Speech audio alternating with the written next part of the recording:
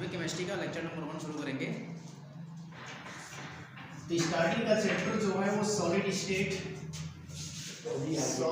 है। Solid state जैसा कि आप देख रहे हैं, पहला पार्ट केमिस्ट्री का स्टार्ट करेंगे आज से। सॉलिड स्टेट उसकी बात कर लेते हैं। सॉलिड वही चीज़ है, हमने पढ़ा था पदार्थ, जो कक्षा 9th में और 11th में होता है कि पदार्थ क्या चीज़ होती है। पदार्थ का मतलब ब्रह्मांड की वे सभी वस्तुएं जिन्हें आप छू सके, देख सके या अनुभव कर सके, जिनमें भार होता है, जो कुछ ना कुछ स्थान घेरता हो, उसको पदार्थ कहते हैं। कुल मिलाकर के ब्रह्मांड का सभी चीज जो यहाँ पर सब कुछ है वो सब क्या है? पदार्थ है। उसी की बात हो रही है। देखिए, ये केमिस्ट्री का पहला पार्ट है सॉलिड स्टेट, इसको बोलेंगे ठोस अवस्था। तो स्टार्टिंग का अपना तो ये चैप्टर चलेगा, अभी स्टार्ट किया जाएगा, लेकिन पदार्थ क्या चीज़ होती है हमको वो सीखना है। और ध्यान देना, चैप्टर का नाम सॉलिड स्टेट है, तो आप भटकेंगे नहीं। पदार्थ क्या होता है, ध्यान दीजिए मैं क्या बोल रहा हूँ।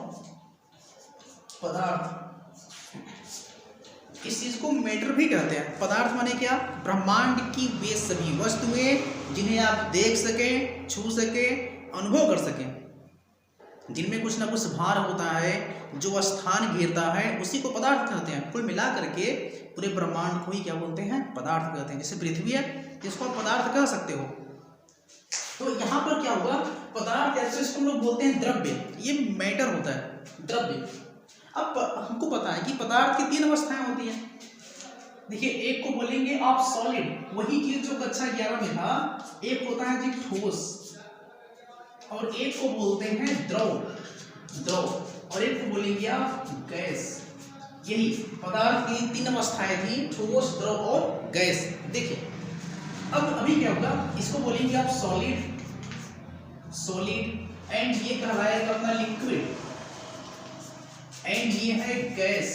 देखो, यही 3 स्टेट हैं, यही। और इसके अलावा चौथा जो होता है उसको प्लाज्मा कहते हैं। एक और है बोर आइंस्टीन, तो उसकी कोई खास बात नहीं है। खास बात केवल ये है कि ठोस, द्रव और गैस। एक बात समझनी है, देखो कक्षा 12 का जो चैप्टर नंबर 1 है वो तो सॉलिड है। फिर हम आपको ये क्यों बता रहे हैं? क्योंकि आप समझ जाओ कि सॉलिड कैसे आया, केमिस्ट्री में क्यों आ रहा है, हम लोग क्यों पढ़ने वाला पार्ट। तो पदार्थ की 3 अवस्थाएं, ठोस, द्रव और gas, solid, liquid and gas, हमको ये सीखना है। अभी देखिए, जैसे क्या हो ना कि जैसे अपने पास जो ये पृथ्वी है, पृथ्वी का जो भूभाग है, जो पृथ्वी है, जहाँ पर हमने मकान अपने सब कुछ बने हुए हैं, तो वो सब क्या है? ठोस है। और यहाँ पर जो भी जल है, मिट्टी का तेल है, पेट्रोल है, डीजल है, जो भी तरल है, जो बह सकता है, उसको द्रव कह देंगे आप। एंड इसके अलावा CO2 और O2, जो भी हम लोग जो ऑक्सीजन को ग्रहण करते हैं और CO2 जो त्याग करते हैं, और अमोनिया गैस, मीथेन गैस, सब क्या है? गैस है। तो ब्रह्मांड में केवल 3 ही चीज है, इस पृथ्वी पर केवल 3 चीज है, या तो ठोस है, या तो द्रव है, या तो गैस। इसके अलावा इधर कुछ है ही नहीं। एक बात और हमको सीखना है कि ठोस, द्रव, गैस, ये चलो ठीक है क्या, बने कैसे हैं? तो अभी जब आप बारीकी से चेक करोगे तो मालूम चलेगा कि ठोस हो, द्रव हो, चाहे गैस हो, सभी लोग छोटे छोटे पार्टिकल से बने होते हैं। ध्यान दीजिए, ठोस हो, द्रव हो, चाहे गैस हो, सभी लोग छोटे छोटे पार्टिकल से, छोटे छोटे कण से बने होते हैं। अभी एक बहुत ही कॉमन चीज है पार्टिकल्स, और इन्हीं पार्टिकल का नाम कक्षा 9th में परमाणु दिया गया था। ध्यान दीजिए, ये होते हैं एटम्स।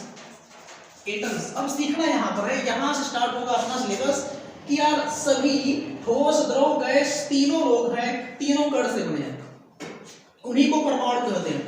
जब ये तीनों कण से बने हैं, परमाणु हैं, तो अलग अलग क्यों है? अवस्था 3 कैसे हो गया? ठोस, द्रव, गैस कैसे बन गया? प्रॉब्लम यहाँ पर क्लियर होगी कि अगर सभी लोग परमाणु से बने हैं तो अलग अलग क्यों हो गए। देखिए, एग्जांपल लेते हैं सॉलिड का। जैसे मान लीजिए अपने पास चाक है, तो चाक क्या होता है? CaCO3, कैल्शियम कार्बोनेट, और लिक्विड में H2O, ये जल है। और एक गैस लेते हैं NH3, अमोनिया गैस। कुछ भी ले लीजिए, और नहीं हो तो CO2 ले लीजिए या O2 ले लेंगे आप, कुछ भी, ये सभी गैस है।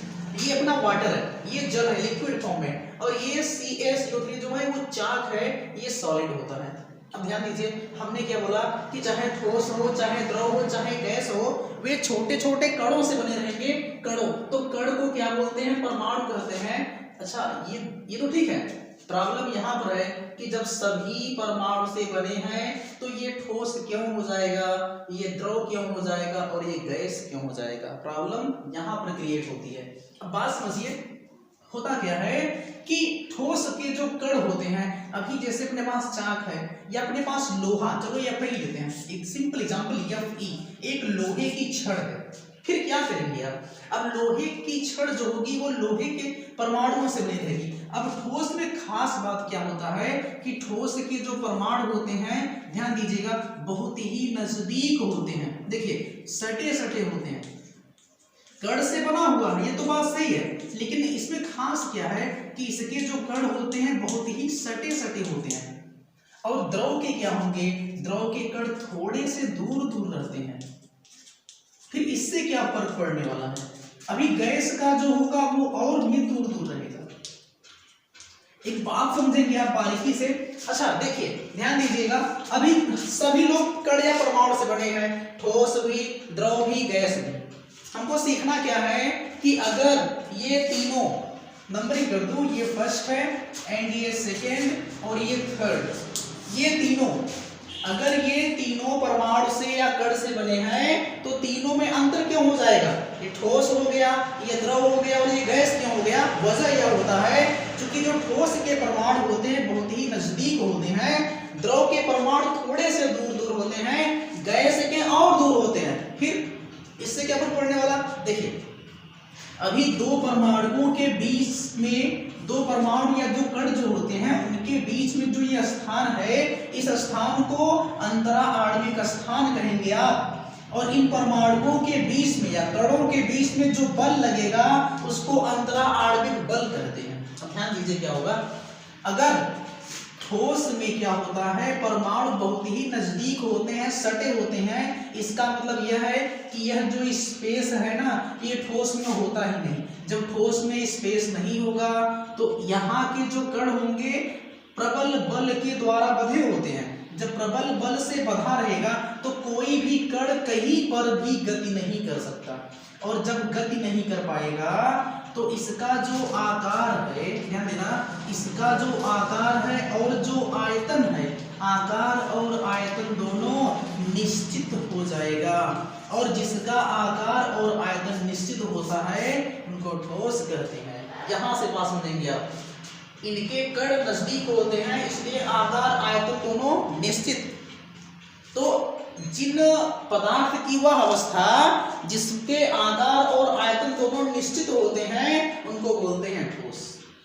एक सवाल ये बनता है कि किसी पदार्थ को सॉलिड क्यों कहोगे आप, किसी पदार्थ को ठोस क्यों कहेंगे? या एक सवाल ये बनता है कि जो ठोस होता है वो कठोर क्यों होता है? ध्यान दीजिएगा, अगर कोई पदार्थ ठोस है, जैसे मैंने बोला कि लोहा अपने पास है, कठोर क्यों है? वजह ये था कि उसके जो कण है सटे सटे होते हैं, और जब कण सटा सटा रहेगा तो कहीं गति नहीं कर पाएगा, इसलिए वो बहुत ही कठोर हो जाता है। अभी द्रव की बात करिए, इसमें थोड़ा जगह है। अब जब जगह है तो क्या होगा, ये यहाँ से लेकर यहाँ तक गति कर सकता है। ध्यान दीजिए, यहाँ से लेकर यहाँ तक गति कर सकता है, यहाँ से लेकर यहाँ तक गति कर सकता है। अच्छा, जब ये गति कर सकते हैं तो इनका जो आकार है वो तो अनिश्चित हो गया, किसी भी शेप का होगा नहीं। क्यों? क्योंकि बोलते ना कि जल ग्लास में रखेंगे तो ग्लास के आकार का हो जाएगा, आप रखो थाली में तो थाली के जैसा हो जाएगा, आप रखेंगे बाल्टी में बाल्टी के जैसा हो जाएगा। द्रव में खास क्या होती है कि जिस बर्तन में इसको रखोगे उस आकार का हो जाता है। तो द्रव का आकार निश्चित है, हाँ, इसका आयतन निश्चित होता है। अभी गैस की क्या बात है, गैस के जो अणु हैं बहुत दूर दूर रहते हैं, इसमें बल नहीं लग पाता है, तो ये चाहे जहां गति कर सकता है, तो इसका आकार और आयतन दोनों अनिश्चित हो जाते हैं। यही खास चीज है। तीनों जो हैं वो ठोस द्रव गैस तीनों कण से बने हैं, तीनों परमाणु से बने हैं। वही परमाणु है, देखिए कैल्शियम है, कार्बन ऑक्सीजन, इधर hydrogen oxygen, nitrogen hydrogen, carbon oxygen, सब परमाणु ही हैं, सब परमाणु हैं। बस फर्क इतना है कि इसके कण नजदीक होते हैं, सटे सटे होते हैं, इसके थोड़े से दूर हैं, इसके और दूर हैं। बस केवल डिस्टेंस पर डिपेंड करता है कि दूरी कितनी है। उसी दूरी को मेंटेन कर देंगे। कुछ भी कर सकते हैं आप, ठोस से द्रव बना सकते हो और द्रव से गैस बना सकते हैं। करना क्या है, केवल इनका जो डिस्टेंस है ना आप उसको दूर कर दीजिए, इतनी सी बात है। तो पदार्थ की 3 अवस्थाएं थी, ठोस द्रव गैस। ध्यान देंगे आप, पदार्थ की वह अवस्था जिसका आकार और आयतन दोनों निश्चित होता है उस चीज को ठोस कहते हैं। पदार्थ की वह अवस्था जिसका आकार अनिश्चित होता है लेकिन आयतन निश्चित होता है उसको द्रव कहते हैं, और जिसका आयतन व आकार दोनों अनिश्चित होता है उसको गैस कहते हैं। तो हमको सब नहीं पढ़ना, हमको केवल एक पढ़ना है बस, ठोस सॉलिड क्या चीज होती है। तो ये था अपना ठोस, स्टार्टिंग यहाँ से था। चैप्टर का नाम सॉलिड स्टेट है, ठोस अवस्था। हमको पढ़ना ये चीज, लेकिन इसका जन्म कहाँ से हुआ था, पदार्थ से हुआ था। पदार्थ की 3 अवस्थाएं, ठोस द्रव और गैस। तो पूरा ब्रह्मांड जो है ना 3 ही चीज से बना है, ठोस से, द्रव से और गैस से। इसके अलावा यहाँ पर कुछ है नहीं। तो हमको पढ़ना है इस ठोस के बारे में, विधिवतः पढ़ना है इस चैप्टर में कि ठोस क्या चीज होती है, ठोस के जो ये कण है किस क्रम में, इनका अरेंजमेंट कैसा होता है, ये किस क्रम में लगे होते हैं, हमको वो सब सीखना है। यूनिट सेल क्या होते हैं, लेटिस पॉइंट क्या होता है, वो सारी बातें हम लोग करेंगे इस वाले चैप्टर में।